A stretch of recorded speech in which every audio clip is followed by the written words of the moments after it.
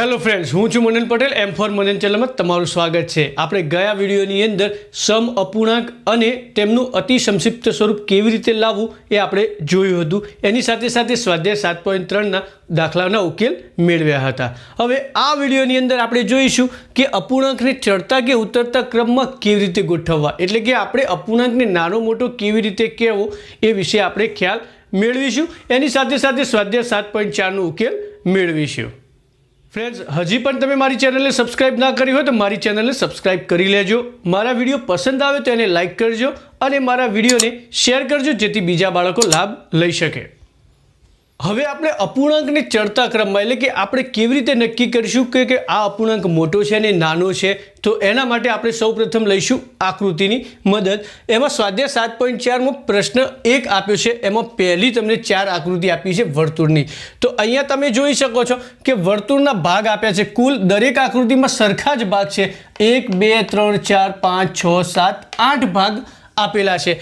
આમાં પણ 8 ભાગ છે, આમાં પણ 8, આમાં પણ 8 અને આમાં પણ 8 જ ભાગ આપેલા છે. સૌપ્રથમ આપણે અપૂર્ણાંકમાં લખીએ તો અહીંયા તમે જુઓ કેટલા ભાગમાં છાयांકિત છે, તો કે 1 2 અને 3.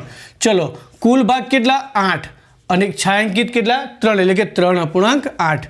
ચલો, એ જ રીતે અહીંયા જોઈએ તો 1 2 3 4 5 6 ભાગમાં એ છાयांકિત છે, એટલા માટે 6 ભાગ્યા 8. એ જ રીતે અહીંયા જોઈએ તો 1 2 3 અને 4, કુલ ભાગ 8 છે અને 4 ભાગ છાयांકિત છે. અહીંયા તમે જુઓ કુલ ભાગ 8 અને એક જ ભાગ છાयांકિત છે.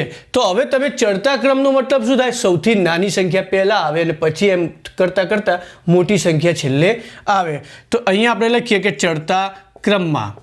ચલો, તો સૌપ્રથમ તમને અહીંયા ખ્યાલ આવી જશે કે નાનું કોણ, તો નાનું કોણ થશે 1 અપૂર્ણાંક 8.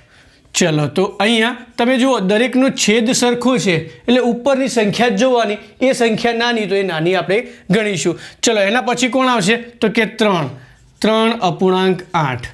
ચલો, એના પછી આવશે 4 અપૂર્ણાંક 8 અને અહીંયા આવશે છેલ્લે 6 અપૂર્ણાંક 8.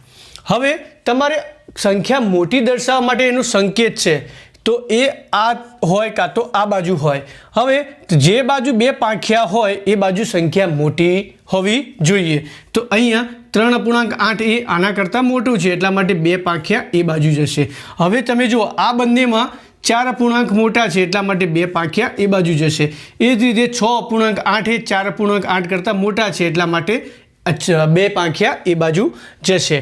તો એ જ રીતે હવે તમને બી આપેલો છે, જેમાં આકૃતિ ચોરસવાળી આપી છે, એ તમારા માટે હોમવર્કમાં. ચલો જોઈએ સી. તો અહીંયા બે સંખ્યાઓ આપી છે અને તમારે વચ્ચે નિશાની કરવાની છે, કઈ? નાની મોટી જે આવતી હોય એ. ચલો, તો અહીંયા તમે જુઓ 5 અપૂર્ણાંક 6 અને 2 અપૂર્ણાંક 6. સૌપ્રથમ છેદ જોઈ લેવાનો. તો છેદ સરખો હોય તો ઉપરની સંખ્યાને તમારે ધ્યાનમાં લેવાની. ચલો, તો ઉપરની સંખ્યા 5 અને બીજી 2 છે, તો 5 મોટી હોય તો બે પાંખિયા એ બાજુ જશે. ચલો, હવે જોઈએ 3 અપૂર્ણાંક 6 અને આ 0. હવે તમને પણ ખબર છે કે 3 અપૂર્ણાંક 6 જો આપણે કરીએ તો એ શું થશે? તો કે અહીંયા તમે જુઓ, અહીંયા પણ તમે 6 લખી શકશો. કેમ? કેમ કે શૂન્યને કોઈ પણ સંખ્યા સાથે ગુણતા એનો જવાબ ભાગતા એનો જવાબ 0 જ આવશે. એ રીતે શૂન્યને કોઈ પણ સંખ્યા સાથે ગુણતા એનો જવાબ 0 જ આવે.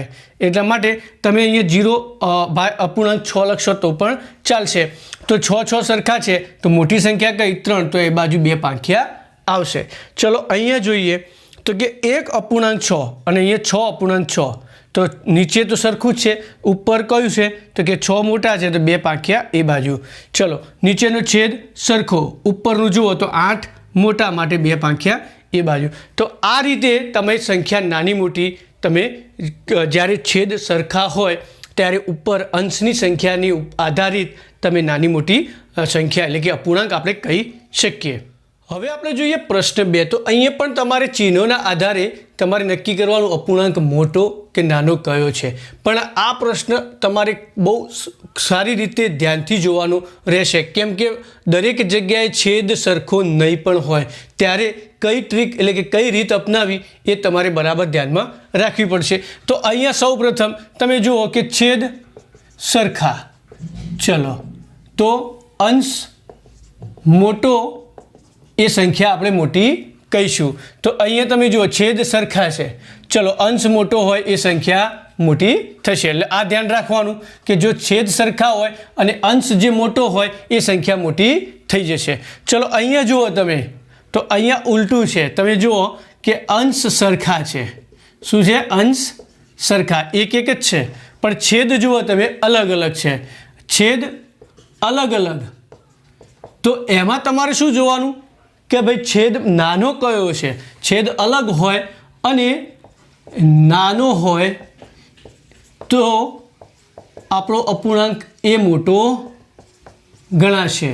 તો એ અપૂર્ણાંક શું થઈ જશે? મોટો. તો ચલો અહીંયા જુઓ બંને અલગ અલગ છેદ, ચલો ઉપર અંશ સરખા છે, છેદ અલગ અલગ. ચલો અંશ છેદમાં કોણ નાનું છે? તો કે 4. તો એ માટે એ સંખ્યા મોટી થશે. ચલો અહીંયા જોઈએ છેદ સરખા, તો ઉપર આપણે અંશ જોઈએ તો કે 5 4 કરતાં મોટા છે એટલે અહીંયા. ચલો એ જ રીતે અહીંયા જુઓ અંશ સરખા છે, છેદ નાનો કોણ છે એ જોવાનું.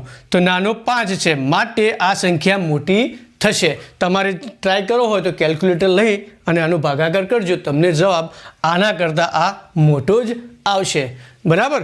તો હવે આપણે જોઈએ નેક્સ્ટ દાખલો. હવે પ્રશ્ન 2ના જેમ તમે જોયું છે જેમ રકમો, એ જ રીતની પ્રશ્ન 3 માટે તમારે જાતે રકમો બનાવી અને દાખલો તમારે ગણવાનો ત્યાં રહેશે. માટે પ્રશ્ન 3 હવે તમારા માટે હોમવર્કમાં, અને તમારે આ જ પ્રમાણેના દાખલા જાતે અલગ રકમો અલગ સંખ્યાઓ લઈને બનાવવાના રહેશે. હવે આપણે જોઈએ પ્રશ્ન 4. હવે પ્રશ્ન 4માં એવું આપ્યું છે કે આકૃતિ ઉપરથી તમારે આ જે અપૂર્ણાંક છે એમને નાના મોટા આપણે જોવાના છે. હવે અહીંયા તમે આકૃતિની ખાસિયત જોશો તો કે દરેક આકૃતિ એક સરખી છે, એટલે કે એક સરખા લંબાઈની છે. પણ હવે તમે જુઓ કે અહીંયા એક જ ભાગ છે, અહીંયા કોઈ વચ્ચે ભાગ પાડ્યા નથી. હવે આ જે ફૂટપટ્ટી, સમજો કે આપણે ફૂટપટ્ટી સમજીએ કે 6 ફૂટપટ્ટી એક સરખા માપની લીધી છે, આ ફૂટપટ્ટી આખી રાખી છે. હવે અહીંયા તમે જુઓ 2 ભાગ પાડ્યા છે, તો અહીંયા 3 ભાગ પાડ્યા છે, 1 2 3. એ જ રીતે આ ફૂટપટ્ટીમાં 4 ભાગ પાડ્યા છે, આ ફૂટપટ્ટીમાં 5 ભાગ અને આ ફૂટપટ્ટીની અંદર કુલ 6 ભાગ પાડ્યા છે. તો અહીંયા આનો ઉપયોગ કરી તમારે આ અપૂર્ણાંકનો જવાબ લાવવાનો છે. તો અહીંયા સૌપ્રથમ પહેલો જોઈએ કે 1 અપૂર્ણાંક 6 અને 1 અપૂર્ણાંક 3. ચલો તો 3 ભાગ પાડેલી અહીંયા છે અને 6 ભાગ પાડેલી ક્યાં છે? આ ફૂટપટ્ટી. તો તમે જો 1 અપૂર્ણાંક 6 એટલે કે કોઈપણ ફૂટપટ્ટીના 6 ભાગ પાડ્યા હોય તો તમને ખ્યાલ જ છે કે 3 ભાગ કરતાં એ નાના જ હોય, એટલે અહીંયા તમે જોઈ શકો છો. અન્યથા આપણે હમણાં જોયું હતું કે બંનેનો અંશ સરખો હોય તો એમના છેદ જે નાનો હોય એ શું થાય? એ સંખ્યા એ અપૂર્ણાંક મોટો થાય. માટે અહીંયા આ 1 અપૂર્ણાંક 3 મોટો થશે. અને તમે અહીંયા પણ જોશો તો 1 અપૂર્ણાંક 3 આવડો મોટો છે અને 1 અપૂર્ણાંક 6 આવડો જ છે, એટલે આમ પણ એ મોટો છે. આ આપણે નિયમ પ્રમાણે જોયું, આ આકૃતિ પ્રમાણે. ચલો અહીંયા જોઈએ 3 અપૂર્ણાંક 4 અને 2 અપૂર્ણાંક 6. ચલો 3 અપૂર્ણાંક 4 ક્યાં છે? તો કે આટલો થશે. ચલો 2 અપૂર્ણાંક 6 કેટલો? આટલો થશે. સીધી વસ્તુ છે કે 3 અપૂર્ણાંક 4 મોટો થશે. ચલો બંનેના અંશ સરખા છે, તો જે છેદ નાનો હોય એ અપૂર્ણાંક હંમેશા મોટો થાય. અને આકૃતિ પરથી તમે જુઓ કે 2 અપૂર્ણાંક 3 આવડો છે, ચલો 2 અપૂર્ણાંક 4 એના કરતાં નાનો છે, સીધી વસ્તુ 2 અપૂર્ણાંક 3 મોટો થશે. ચલો 6 અપૂર્ણાંક 6 અને 3 અપૂર્ણાંક 3. તો તમે જુઓ 3 અપૂર્ણાંક 3 આટલો છે અને 6 અપૂર્ણાંક 6, એટલે કે બંને સરખા છે, માટે વચ્ચે નિશાની આવશે સરખાની. તમે જુઓ તો ભાગાકાર કરશો તો 6 6 ઉડી જાય તો 1, 3 3 ઉડી જાય તો 1, અને 1 હંમેશા 1 જ હોય, એટલે કે 1 બરાબર 1. ચલો અહીંયા જોઈએ બંનેના અંશ સરખા છે, ચલો છેદ નાનો એ સંખ્યા મોટી થશે આ નિયમ પ્રમાણે. હવે આકૃતિ ઉપર જોઈએ તો કે 5 અપૂર્ણાંક 6 ક્યાં છે? આવી રહ્યા. ચલો 5 અપૂર્ણાંક 5 ક્યાં છે? તો આવી રહ્યા. સીધી વસ્તુ છે કે એ આટલો ટુકડો તો વધારે છે જ, માટે 5 અપૂર્ણાંક 5 મોટા થશે.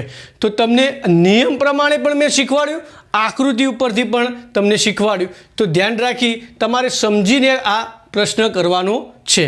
હવે આપણે જોઈએ નેક્સ્ટ દાખલો. હવે આપણે જોઈએ પ્રશ્ન 5. હવે પ્રશ્ન 5માં હું તમને થોડા નિયમ પણ શીખવાડી દઈશ, જેથી તમને ખૂબ જ ઓછા સમયમાં તમે કોઈપણ અપૂર્ણાંકને નાનો મોટો કહી શકશો. આવા પ્રશ્નો ઘણી સરકારી ભરતીમાં પૂછાતા હોય છે. તો એમાં પહેલો નંબર આપ્યો છે કે 1.2 અને 1.5. તો તમને મેં પહેલાં કીધું હતું કે છેદ અને અંશ આપણે જોઈ લેવાના. તો અહીંયા તમે જુઓ અંશ સરખા છે, અંશ સરખા તો છેદ નાનો હોય તો અપૂર્ણાંક મોટો થાય. તો જેનો છેદ નાનો એ મોટો થાય. જો અંશ સરખા હોય તો એનો મતલબ આ મોટો થશે. ચલો હજી આપણે આ ચોથો નંબરનો જોઈ લઈએ. તો કે છેદ સરખા છે તો અંશ જે મોટો હોય એ મોટો ગણાશે. કે છેદ સરખા હોય તો અંશ મોટો તે અપૂર્ણાંક મોટો ગણાય. એનો મતલબ આ. ધ્યાન રાખજો કે જો અંશ સરખા હોય અને છેદ નાનો હોય તો આ મોટો અપૂર્ણાંક ગણાશે. જ્યારે છેદ સરખા હોય અને અંશ મોટો હોય તો એ મોટું ગણાશે. એ ધ્યાન રાખજો. અહીંયા ખાલી આટલો ફરક છે નાના મોટાનો, આ ધ્યાન રાખજો. ચલો હવે બંને સમજો કે અંશ અને છેદ કોઈ સરખા છે જ નહીં. જેમ કે 2.4 અને 3.6. તો અંશ કે છેદ સરખા ન હોય ત્યારે ચોકડી ગુણાકાર કરવાનો. તો ચોકડી ગુણાકાર એટલે કે આ રીતે તમે જોઈ શકો છો. એટલે કે હું અહીંયા લખું 2.4 અને 3.6. તો તમે જો ચોકડી ગુણાકાર, જે છેડા અડતા હોય એનો ગુણાકાર કરો. 2 અને 6નો ગુણાકાર કરીએ તો કે 2 ચોકડી ગુણાકાર તો કે કેટલો આવશે 12. 4 અને 3નો ગુણાકાર કરીએ તો એ પણ આવશે 12. એનો મતલબ બંને સરખા આવ્યા. તો આ જવાબ કેવો થશે? સરખો થશે. ચલો અહીંયા જોઈએ 3.5 અને 2.3. તો અહીંયા પણ તમારે કોઈ અંશ કે છેદ સરખા નથી. તો અહીંયા શું કરવું પડશે? ચોકડી ગુણાકાર. તો તમે જોઈ લો 3નો 3 સાથે ગુણાકાર થશે તો કે 3 × 3 એટલે કે 9. ચલો અહીંયા શું થશે? 5 અને 2નો ગુણાકાર થશે એટલે કે 5 દુ 10. ચલો આમાંથી મોટું કોણ છે? તો કે 10 મોટા છે. એનો મતલબ 2 પાંખિયા ત્યાં જશે. તો એનો મતલબ એવો થયો કે 2 સાથે આપણે જે ગુણ્યું હતું એ અપૂર્ણાંક મોટો થશે. આ 3 વાળો નાનો થશે. એટલા માટે આ રીતે 2 પાંખિયા 2 અપૂર્ણાંક 3 બાજુ જશે. હવે તમે જોઈ શકો છો કે આ 4 જ નિયમના આધારિત પ્રશ્ન 5ની અંદર બધા જ દાખલા આપેલા છે. બધા જ આ રીતના તમને આપેલા છે. અને આ જો નિયમ તમને યાદ હશે તો તમારા માટે ખૂબ જ સરળ થઈ જશે. માટે હવે પ્રશ્ન 5ના બાકીના જે છે એ તમારા માટે હોમવર્કમાં. હવે આ વિડીયોની અંદર આપણે અપૂર્ણાંકને કેવી રીતે આપણે મોટો કે નાનો કહીએ એ આપણે સમજ્યા. હવે આપણે જ્યારે અપૂર્ણાંક સરખા કર્યા પછી એનું અતિ સંક્ષિપ્ત સ્વરૂપ કેવી રીતે આપવું એ આપણે હવે નેક્સ્ટ વિડીયોની અંદર જોઈશું. ફ્રેન્ડ્સ, મારી કરેલી મહેનત જો તમને ક્યાંય પણ ઉપયોગી થતી હોય તો મારી ચેનલને સબસ્ક્રાઈબ કરજો, મારા વિડીયોને લાઇક કરજો અને મારા વિડીયો શેર કરજો જેથી બીજા બાળકો લાભ લઈ શકે. આ વિડીયોની અંદર આટલું જ. મળીશું નવા વિડીયોમાં. ત્યાં સુધી મને રજા આપો. Thank you very much.